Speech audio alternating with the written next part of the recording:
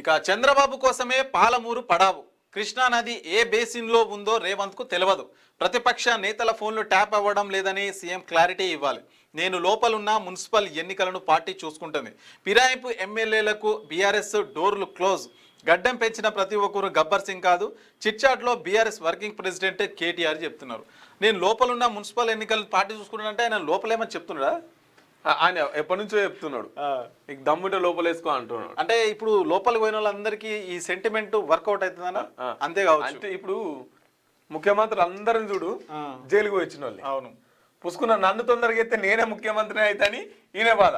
పుసుకున్న హరీష్ రావు వేసిరు అనుకో, మళ్ళీ ఈ సెంటిమెంట్ హరీష్ రావు పోతుంది కాదు. వాళ్ళు జైలు ప్రస్తావన లేకున్నా కేటీఆర్ గారు పదే పదే చెప్తున్నారు